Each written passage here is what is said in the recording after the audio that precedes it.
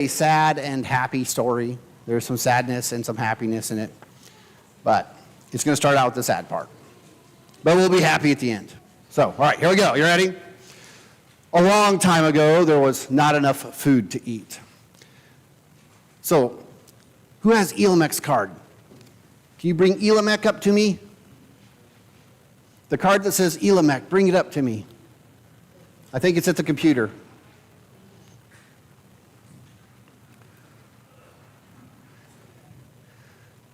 All right, so Elamech, he's a man named Elamech, and he took his wife Naomi. Who has Naomi? Who has Naomi? Bring Naomi up. We do. Bring Naomi. Bring it on up, and we'll set it right here. Come on, come on. Bring Naomi up and set her next to Elimelech. Let her try. Here you go. Put it right up there. There you go. Okay, you can go sit back down now.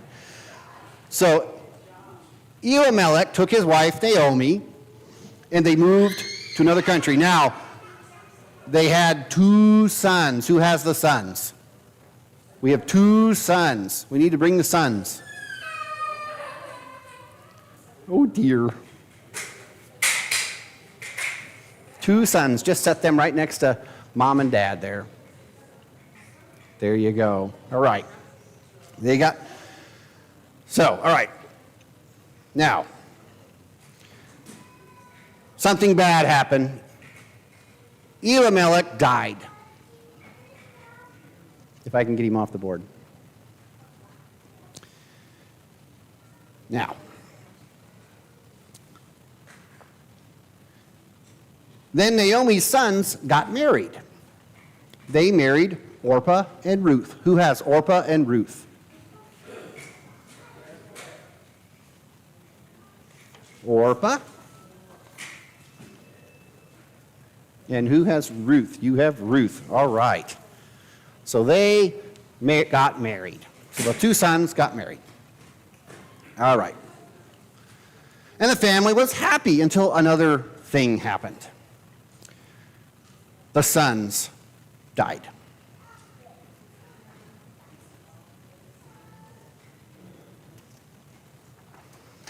So now Naomi, Ruth, and Orpah are all alone. And they were getting hungry because now there became another famine in the land that they were in. And they said, maybe we need to go back home where there is food. That's what Naomi tells Ruth and Orpah. So she tells Orpah and Ruth, go back to your families. And Orpah kissed Naomi goodbye, and she kissed Orpah goodbye to say, go back to your dad and your mom. And Orpah says, okay, I will go back to my family. So she leaves. She's not dead. She just leaves. She goes back to her family. So now it is Ruth and Naomi. Now Ruth said, I will go with you, Naomi. And Naomi told her, go back to your dad and mom. You don't need to come. But Ruth said, where you go, I will go. Where you live, I will live. Your people will be my people, and your God will be my God. So both Ruth and Naomi went back to Bethlehem. And so they went to Bethlehem. They traveled to Bethlehem. All right? Now, when they get to Bethlehem, they don't have a job. They don't have a house. They're poor and they're hungry. And Naomi was too old to work, so she told Ruth to go collect some food from the fields. Ruth worked hard picking up grain in the fields so she could use it to make bread. Can someone bring me the grain? Can you hand it to me? All right.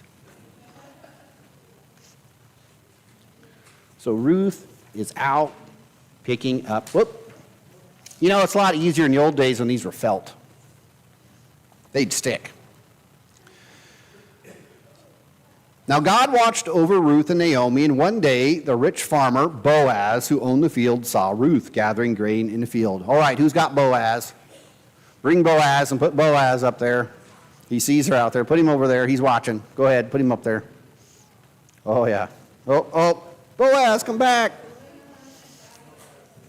I can't reach it, Paul. I can't reach it. There you go. All right.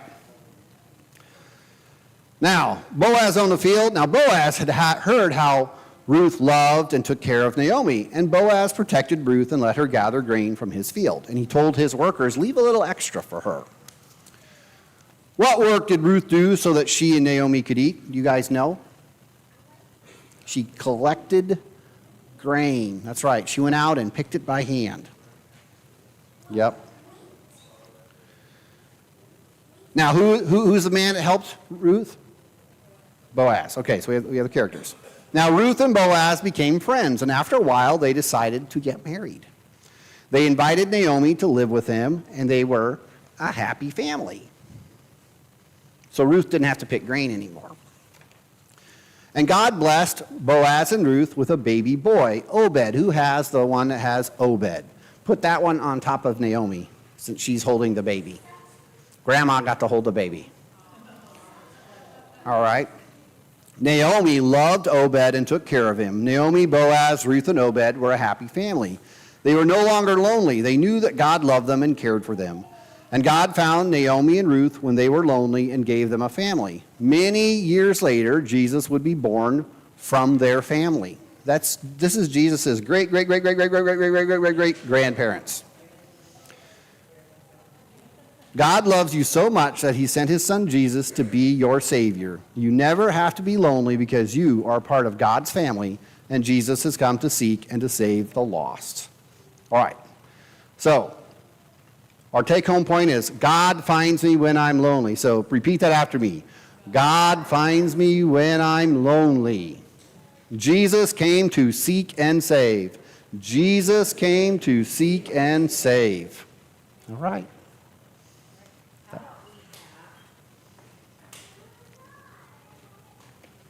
I'm going to go back over here.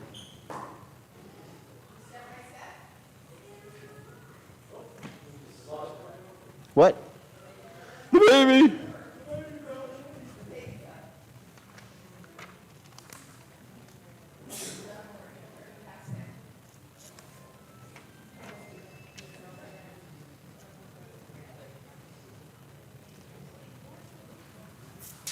Oh, just like the baby, wiggly wiggly, huh?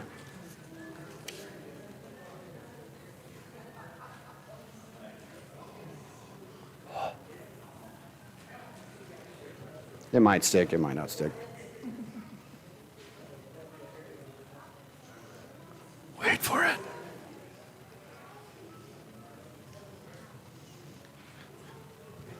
Well, they're deciding on a song. Are you done? Okay, we're gonna sing step by step. I'll ask a Bible trivia question while they're handing those out. Where did Samson find honey? Who remembers Samson's story? Where did he find the honey? But where was the beehive? No. Inside the rotting corpse of a lion. Just think about him. He's walking down the road, he sees a dead lion and there's bees, and he's like, I need to taste that. Would you hang out with Samson?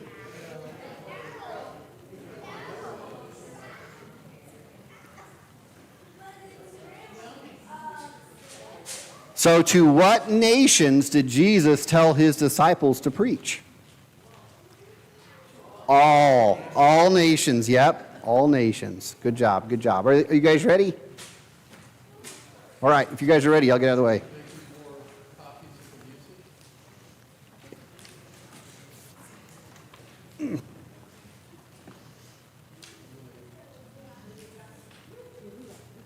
Let me turn off my sound. You don't want to hear my beautiful voice.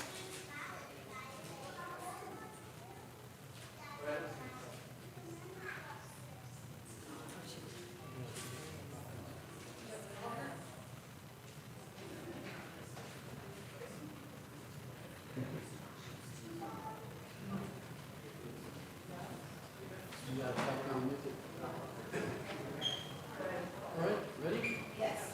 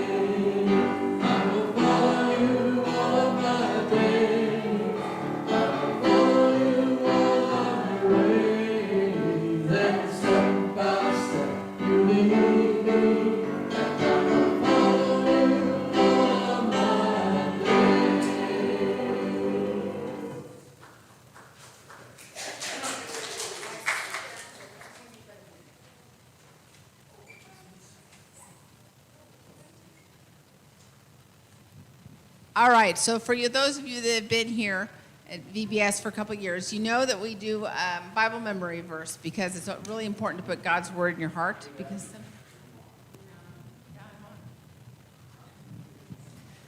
is it coming through?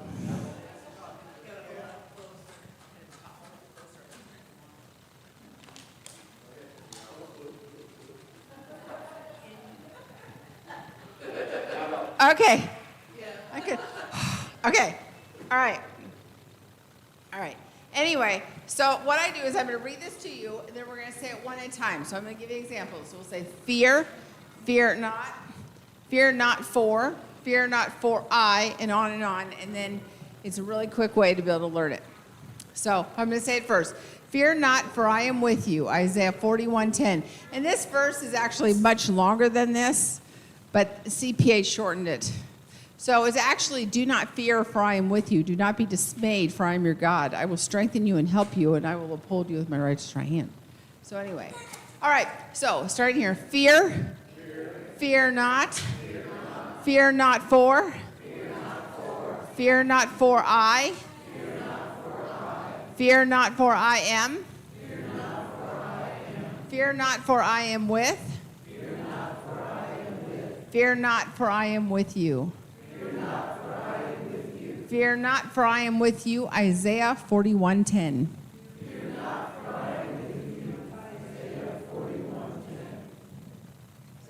So, let's do one more song. Where's the next one? Reckless.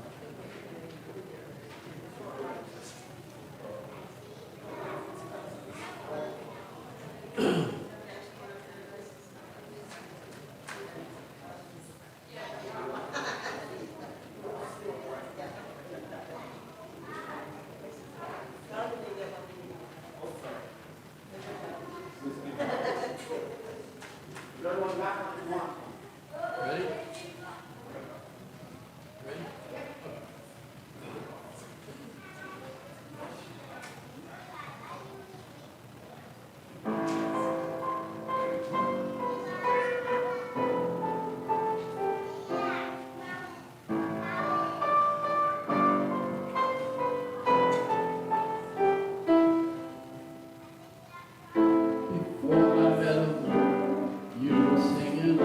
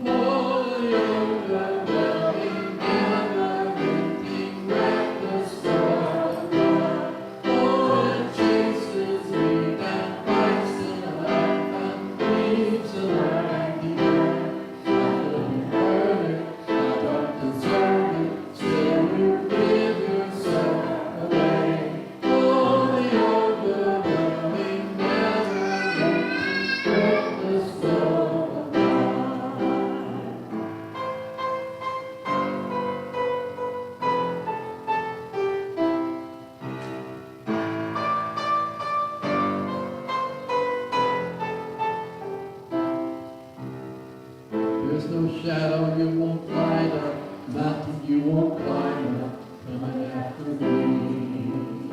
There's no wall you won't kick down, line you won't tear down, coming after me. Oh, the overwhelming, never-ending, friendless love now. Oh, it chases me down, Christ still alive now, leaves the 99. I couldn't earn it, I don't deserve it, till you give yourself away. Oh, the overwhelming, never-ending, reckless love of God.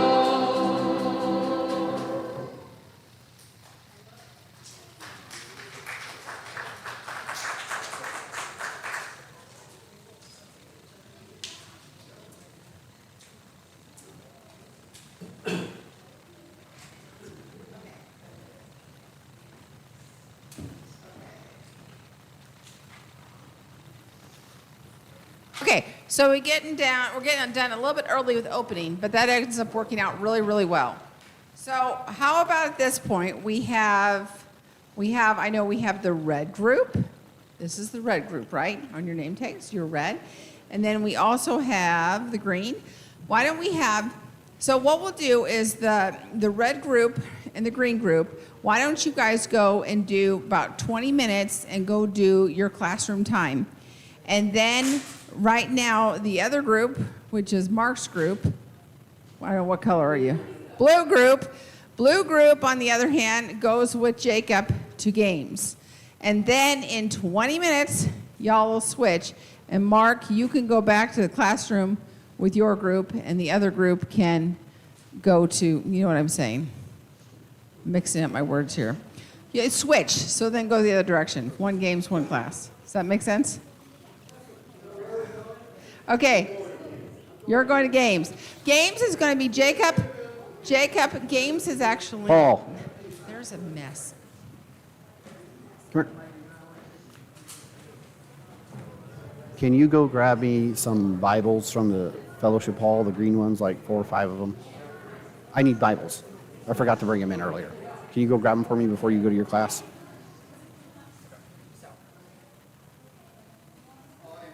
You Right. stay here. So games are going to be over outside, right out here where Morla is. Well, you can join Gold or you can go with Mark. Mark's group is the older kids. So you would be with Mark. Yes. Games are Right, out you there go where to your- Morla the you lead your sheep. tortoise is. You have your sheep. We should give them a bathroom break. The what? Oh, yeah, wait, yeah.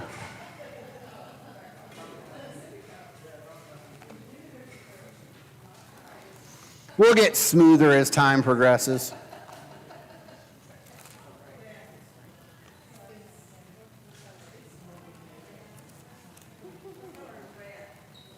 Red. Red is the little nursery.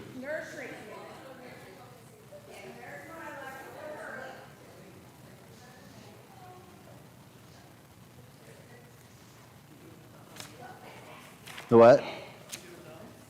I'm adults. Right here. We stay here. Yep.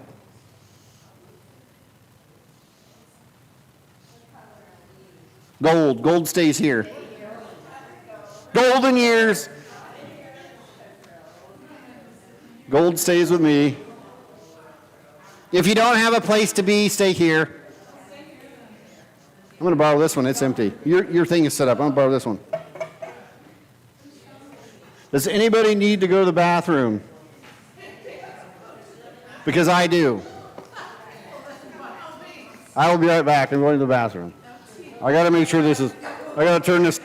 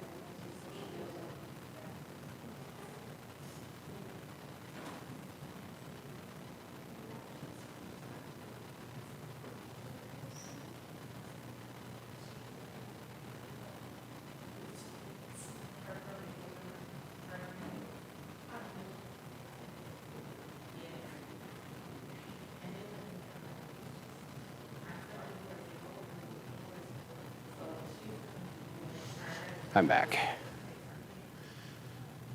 So if anybody would like a Bible to look at, because we're going to go to the book of Ruth. So do you guys want your share or do you want your own? We have enough. Oh, you brought one? Awesome, awesome. There you go, there you go. You got it on your phone?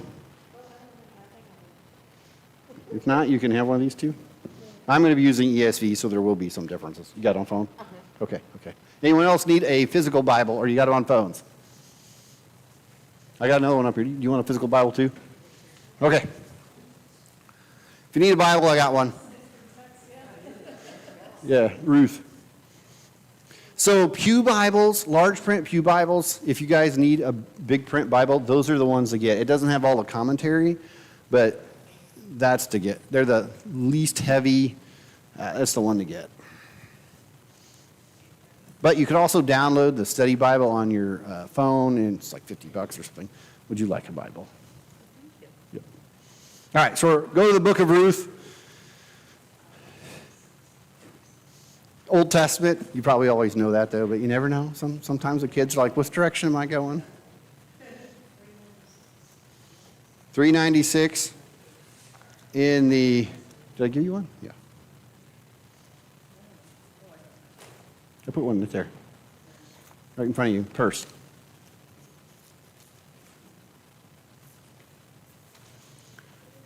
So we'll read this. It's not real long.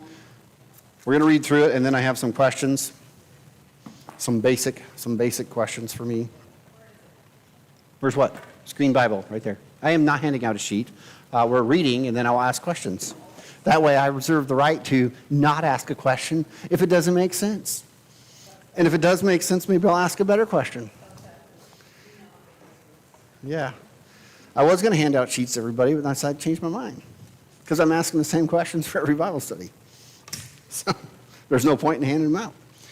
All right. I'll start reading, and I'll probably go for a few verses and let someone else take over since I'll lose my voice. So, chapter 1. In the days when the judges ruled, there was a famine in the land, and a man of Bethlehem in Judah went to sojourn in the country of Moab. He and his wife and his 2 sons. The name of the man was, Elimelech, and the name of his wife, Naomi. And the name of his 2 sons were Mahlon and Chilon. And they were Ephrathites from Bethlehem in Judah. And they went into the country of Moab and remained there. But Elimelech, the husband of Naomi, died, and she was left with her 2 sons. These took Moabite wives. The name of the one was Orpah, and the name of the other Ruth. They lived there about 10 years, and both Mahlon and Chilion died. So the woman was left without her 2 sons and her husband. Then she arose with her daughters-in-law to return from the country of Moab, for she had heard in the fields of Moab that the Lord had visited his people and given them food. So she went out from the place where she was with her 2 daughters-in-law, and they went away to return to the land of Judah. But Naomi said to her 2 daughters-in-law, "Go, return each of you to your mother's house. May the Lord deal kindly with you as you have dealt with me. the dead and with the brain. As you have dealt with the dead and with me, the Lord grant that you may find rest, each of you in the house of her husband. Then she kissed them, and they lifted up their voices and wept. And they said to her, No, we will return with you and your people. But Naomi said, Turn back, my daughters. Why will you go with me? Have I yet sons in my womb that they may become your husbands? Turn back, my daughters. Go your way, for I am too old to have a husband. If I should say I have hope, even if I should have a husband this night and should bear sons, would you therefore wait till they were grown? Would you therefore refrain from marrying? No, my daughters, for it is exceedingly bitter to me for your sake that the hand of the Lord has gone out against me. Then they lifted up their voices and wept again, and Orpah kissed her mother-in-law, but Ruth clung to her. And she said, See, your sister-in-law has gone back to her people and to her gods. Return after your sister-in-law.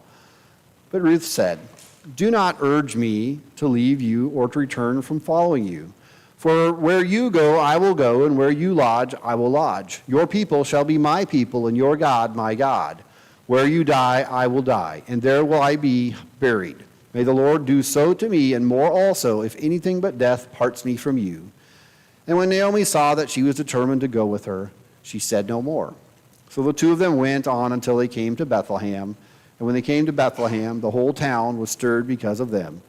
And the women said, Is this Naomi? She said to them, Do not call me Naomi, call me Mara, for the Almighty has dealt very bitterly with me. I went away full, and the Lord has brought me back empty. Why call me Naomi, when the Lord has testified against me, and the Almighty has brought calamity upon me? So Naomi returned, and Ruth the Moabite, her daughter-in-law, with her, who returned from the country of Moab, and they came to Bethlehem at the beginning of the barley harvest. I know the picture was wheat, but it's supposed to be barley. All right, someone pick up 2. Now Naomi had a relative on her husband's side from the clan of Elimelech, a man of standing whose name was Boaz. And Ruth the Moabitess said to Naomi, Let me go to the fields and pick up the leftover grain behind anyone in whose eyes I find favor. Naomi said to her, Go ahead, my daughter. So she went out and began gleaning the fields behind the harvesters. As it turned out, she found herself working in the field belonging to Boaz, who was from the clan of Elimelech.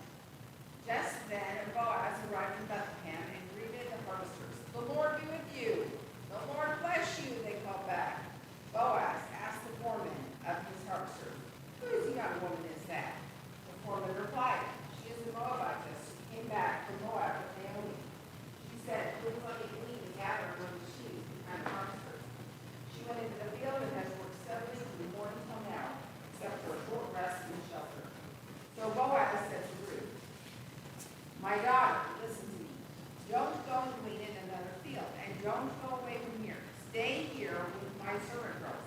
Watch the field where the men are harvesting, and follow along after the girls. I have told the men not to touch you. And whenever you are thirsty, go and get a drink from the water jars that the men have filled. At this, she bowed down to the base of the ground. She exclaimed, Why have I found such favor in your eyes that you notice me the corn? Boaz replied, I have been told all about what you have done for your mother-in-law since the death of your husband. How you left your father and mother and your homeland and came to live with a people you did not know before me. May the Lord repay you for what you've done. May you be richly rewarded by the Lord, the God of Israel, under whose wings you have come to take refuge. May I continue to find favor in your eyes, my Lord, she said.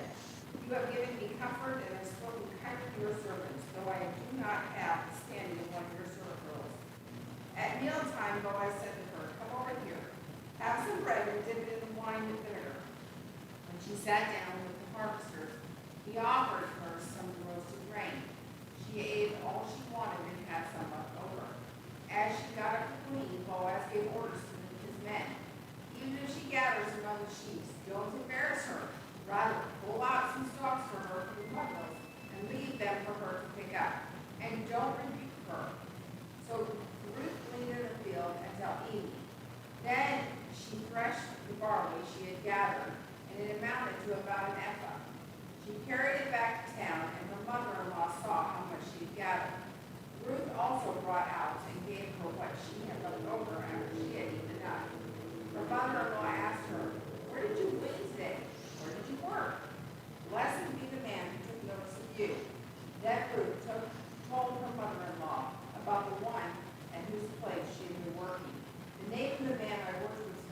Boaz, she said, "The Lord bless him."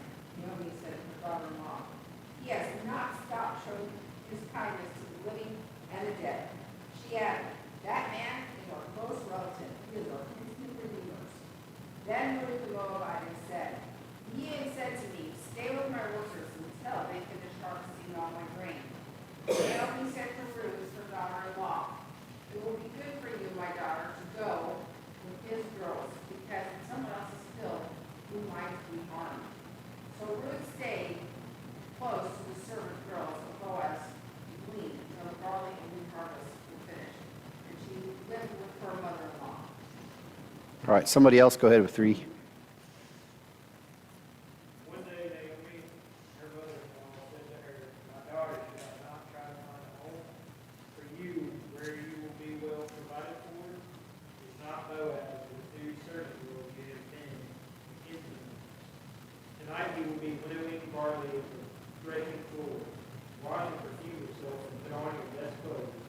Then go down to the threshing floor, but don't let him know you are there until he has finished eating and drinking. When he lies down, open the place where he is lying. Then go and uncover his feet and lie down. He will tell you what to do. I will do whatever you say," he answered.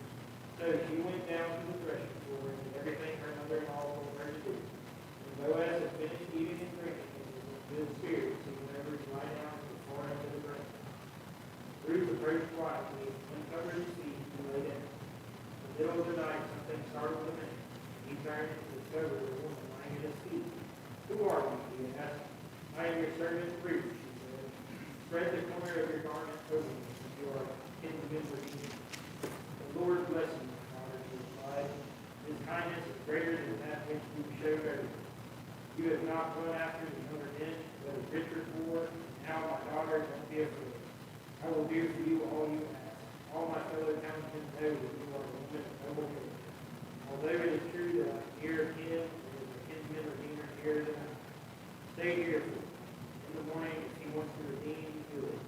Let him redeem. And if he is not willing, surely as the Lord lives, I will lie here until then." So she lay at his feet until morning, and got up before anyone could hear her. And he said, "Don't let it be known that the woman came to the threshing floor." He also said, "Bring me the shawl you were wearing and poured it out." And when she did so, he poured it into 6 measures of barley and put it on her hand. Then he went back to town. When Ruth came to her mother-in-law, Naomi asked, How did it go, daughter?" Then she told her everything. Boaz had done for her, and added, "He gave me these 6 measures of barley, saying, 'Don't go back to your mother-in-law again.'" Then Naomi said, "Wait, my daughter, until you find out what happens, for the man will not rest until the matter is settled with him." All right, will someone pick number 4 here? Finish this out. Meanwhile, Boaz raised up town gate and sat there. When the kinsman redeemer he had mentioned came along, Boaz said, "Come over here, my friend, and sit down." So he went over and sat down. Boaz took 10 of the elders of the town and said, "Sit here," and they did so. Then he said to the kinsman redeemer, "Naomi, who has come back from Moab, is selling the piece of land that belongs to our brother Ham." Oh, you know them? Yeah. Yeah, yeah. I thought I should bring the matter to your attention and suggest that you buy it in the presence of these seated here and in the presence of the elders of my people. If you will redeem it, do so, but if you will not, tell me, so I will know, for no one has the right to do it except you, and I am next in line. I will redeem it, he said. Then Boaz said, "On the day you buy the land from Naomi and Ruth, the Moabites, you acquired a dead man's widow in order to maintain the name of the dead with the property." At this, the kinsman redeemer said, "Then I cannot redeem it because I might endanger my own estate. You redeem it yourself. I cannot do it." Now in the earlier times in Israel, for the redemption and transfer of property to become mine, one party took off his sandal and gave it to the other. This was the method of legalizing transactions in Israel. So the kinsman redeemer said to Boaz, "Buy it yourself, and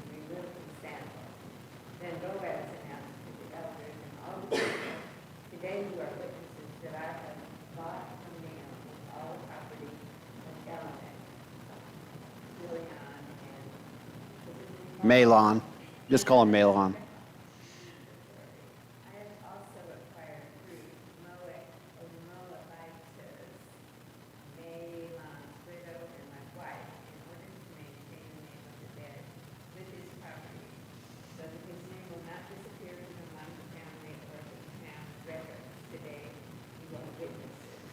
And the elders and all those people of faith said, we are witnesses, and the Lord named the woman who is coming into your home, like Rachel and Leah, who together built up the house of Israel. They have standing in Ephrathah and be famous in Bethlehem. Through the offspring the Lord gives you by this young woman, may your family be like that of Perez and Tamar or Judah. All right. So Boaz took Ruth, and she became his wife, and he went into her, and the Lord gave her conception, and she bore a son. Then the women said to Naomi, blessed be the Lord, who has not left you this day without a redeemer, and may his name be renowned in Israel. He shall be to you a restorer of life and a nourisher of your old age. For your daughter-in-law who loves you, who is more to you than 7 sons, has given birth to him. Then Naomi took the child and laid him on her lap and became his nurse. And the women of the neighborhood gave him a name, saying, a son has been born to Naomi. They named him Obed. He was the father of Jesse, the father of David. Now these are the generations of Perez. Perez fathered Hezron. Hezron fathered Ram. Ram fathered Aminadab. Aminadab fathered Nahshon. Nahshon fathered Salmon. Salmon fathered Boaz. Boaz fathered Obed. Obed fathered Jesse. And Jesse fathered David. Okay. So my first question is, of these characters and these individuals in the story, which one stands out to you? Which one catches your attention? Boaz, yeah, he kind of does. I picture Boaz like all those bachelor farmers I had in my vicarage church, like these men that had not gotten married and they were out there running the farm, and then God's like, this dude needs a wife. And this lady comes and he's like, we have a wife now. So that's kind of how I see Boaz. He's like this faithful guy. He's coming to church and he's got no wife. And I've had those gentlemen in every church I've been at. Some of them have been widowers, but some of them just bachelors. And they just never got married. I had one in Granite that way. He was out there farming all the time. But he would come to all the church stuff. So, yeah, he's a very faithful man. Just couldn't find a wife in his local area. And I think probably Boaz had the same problem. It's like, yeah, I'm not marrying them. My hometown, you couldn't marry anybody. We're all related to them.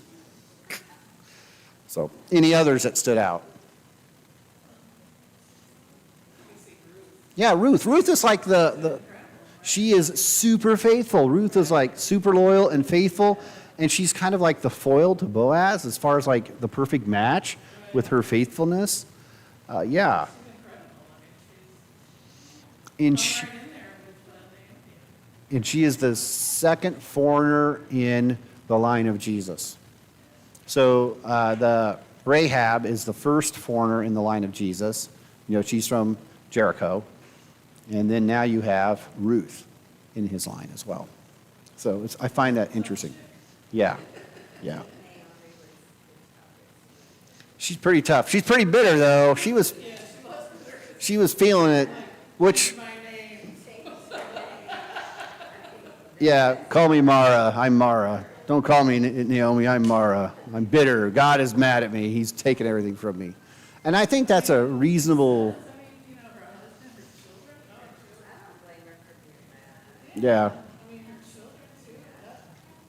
Yeah. That is usually a death sentence for a woman in biblical times, because if you lose your husband and your children, you have no inheritance. The exception though for the Jewish women had land because she got to sell the land, but it had to go to one of the family members, had to buy it. That's the whole Judah Tamar story. That's a whole kinsman redeemer thing. That's why it was a big stink, and the boys didn't want her, and ended up being Judah. Yes. Yep, and they keep track of it, and so it's interesting. So, all right. So when does this take place in your Bible chronological order? My questions may not follow anything particularly, other than I like to put it on the map. When does it take place? When does this happen? Ruth, the story of Ruth. When does Ruth happen? Because we have him as the grandfather of Jesus, great of Jesus, of David. So, but this is still the time of the judges. There are no kings yet. So Samuel, or the judge before Samuel, this is taking place. Yep. Yeah. Yep. Obed's his grandfather. Yep. One of the things too is their negotiation. When you have Boaz go and negotiate before the front. I mean, since this is judges, no kings, you go to the city elders and you sit there and you dicker back and forth. You make this negotiation. And how would you like that today? You go to the bank and you got to take your shoe off and give it to the banker to show you buy it. Like, what a way to confirm it. And the uncovering of his feet. Sometimes people want to say it's a euphemism. It's not. So you uncover his feet. When it gets cold, he'll wake up and see her there. That's the idea. And he gets startled, right? He startles and he wakes up. It's because his feet are uncovered. Yeah. Couldn't tell in the dark. So. Yeah. Well, he didn't recognize it yet, though, because she's working out in the field. He's like, I'm not smelling sweat. No, she perfumed up. She dolled up. She went full romance mode. Yeah, she was. Yeah. She could have sang or danced. Yeah. David could sing, so maybe there's some in there we don't know about. Okay. So the importance of location is what? Why is the location of Ruth important? Where does this all happen at? Bethlehem. Yep. This is all connecting to Jesus. And so this is all Bethlehem. So it's all God's promise. All right. So here's my question. Why is this happening this way? Why do you think God decided to do it this way? Why does God say, hey, we're going to have this dude? This is not a level 2 question. This is a level 3 question. There's no wrong answer. Well, there can be, but. Why did God set this up in this way? Yeah, why does he have this book of Ruth in the Bible where we have this story of Ruth and Naomi, and then we have Boaz, and this strange little story in the line of David? What are they there for? Mm-hmm. You think so? Some feminine touch in there? Yeah. Yeah, Jesus is Redeemer, and so this is part of that. But not all of Jesus' relatives are in there. I mean, we have a lot of relatives between King David and Mary and Joseph that don't make any kind of Bible story. No, they just don't make the stories. I mean, you have some kings here and there and they're bad. Yeah. Yep. And I think it's their exceptional faithfulness. And so I think you're seeing that story, and they know their faithfulness because you see the faithfulness of the kinsman redeemer. You know, you're seeing it work out the way it's supposed to. And you see Ruth responding faithfully, even when it's not her people. Your people are my people. I mean, that is probably the most famous passage in Ruth, is your people are my people, and where you go, I will go. I mean, that's. I think there's a song written about that somewhere. So.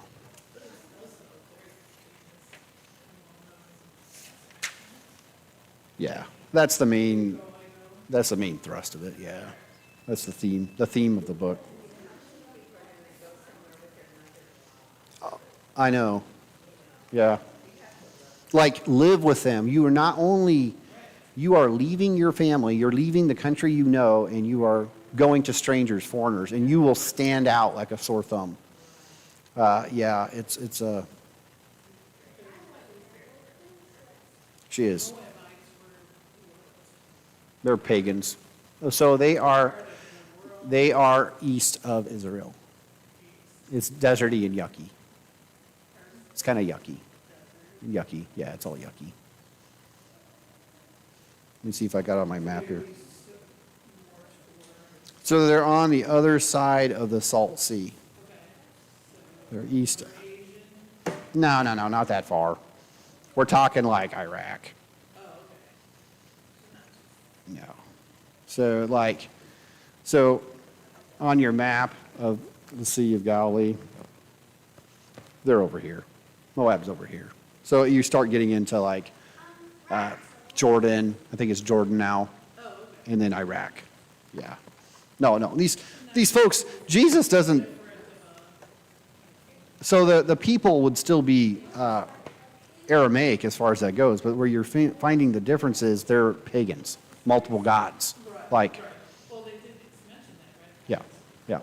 yeah. And the Moabites also, if you look at the archaeology, they are really into fertility gods. And so you can go to some of the museums and they have the fat little pregnancy, it's a fertility goddess. And that's what they dug out of the Moabite ruins. And it's because they're worshiping fertility. And not something we would do because we're Christians. All right. So how does this text help you to understand Jesus better? How does this help you to say, man, I get a better understanding of Jesus because I get to know some of his ancestors? What do you think? How does that help you with Jesus?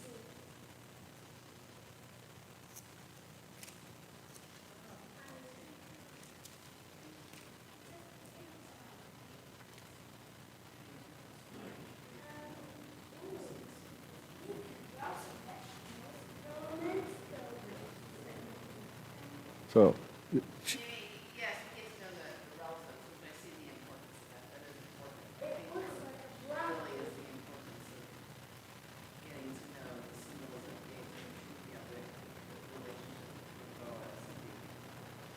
yep. Yeah, you have a connection. So there's a connection. There's this Boaz is a type of Jesus. See how Ruth is attached. Yep. See how Ruth is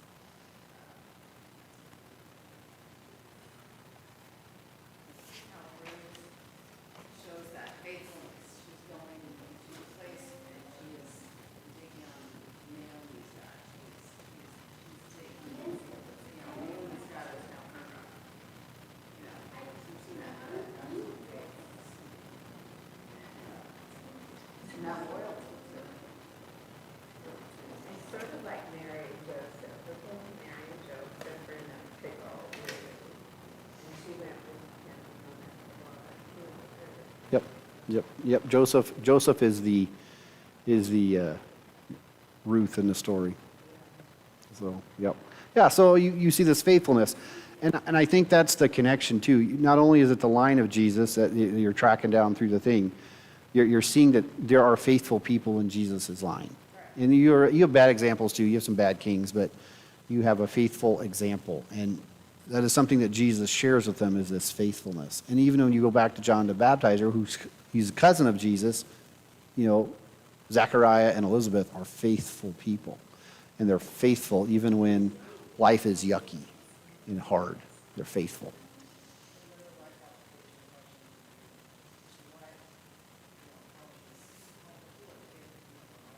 Yeah, we're not there yet. No, but I have a similar question. Yep, and once Ruth got it going, she figured out how to sell the property to get the kinsman redeemer. She had that all figured out. Yeah, she stuck in there too. And she gave her the wisdom, and she kind of guided Ruth through the process. Okay, so before we get to a question like Beth's, what from this text struck you? I guess what is a thing in this text that you're like, okay, it's making me think.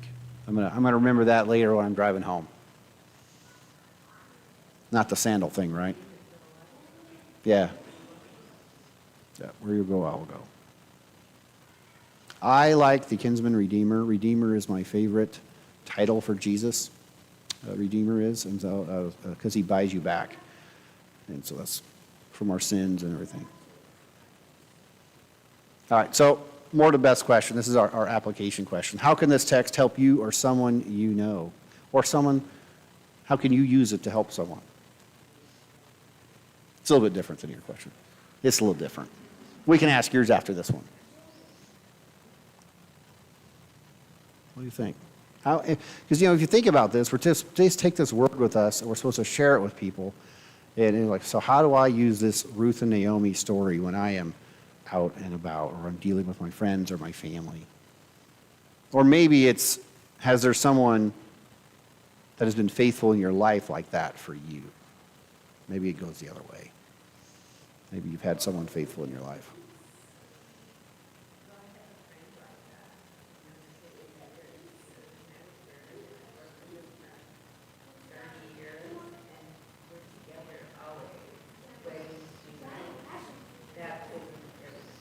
That's awesome.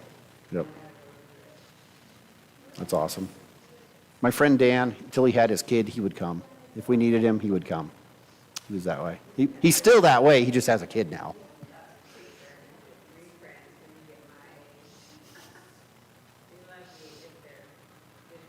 Mm-hmm. Yep. Yep. All right. Now your question, Beth. Go ahead, ask it.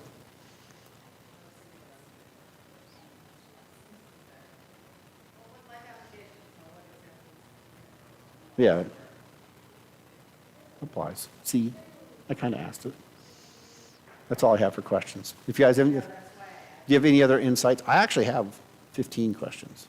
But what time is it supposed to stop? Because we're a little ahead. Oh, man.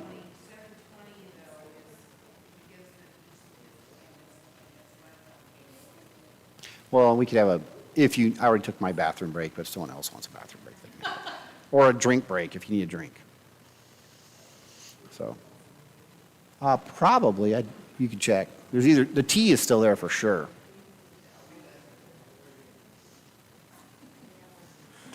So, those are my basic questions. I don't write Bible studies much, but I could not find anything on this short notice.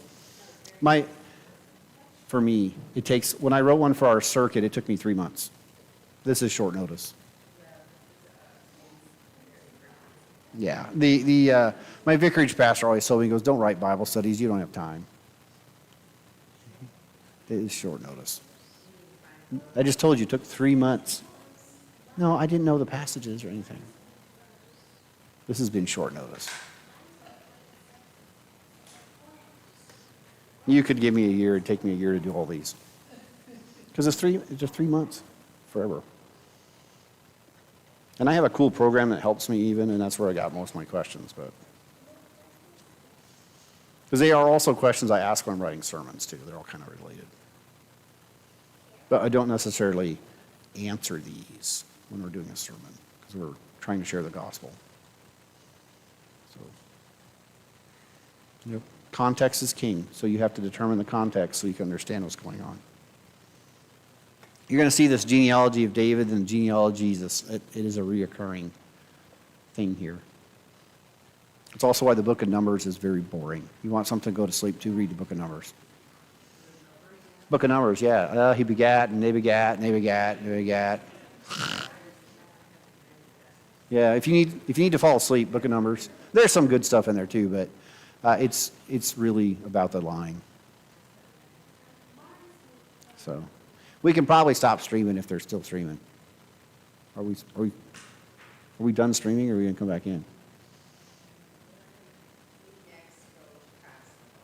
Are we do stream close? Oh, is it still going? I think we can stop it if it's... Bye.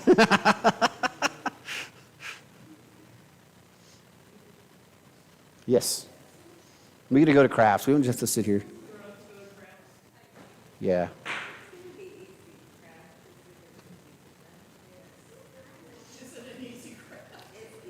It's as easy as you make it. It is an easy craft, and we designed it for, because it's intergenerational. So I'm going to be really short tomorrow if that's this case.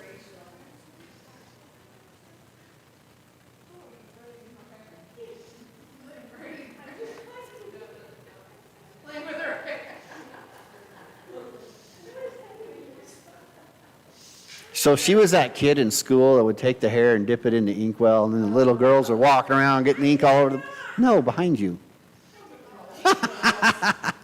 You guys, we had the story all the time. Like my grandma would tell us about the naughty little boy that would stick her hair in an inkwell, and then she'd walk around and get her dress. I went to a one-room schoolhouse. I went to a one-room schoolhouse, like Little House on the Prairie. Did you really? We had modern desks,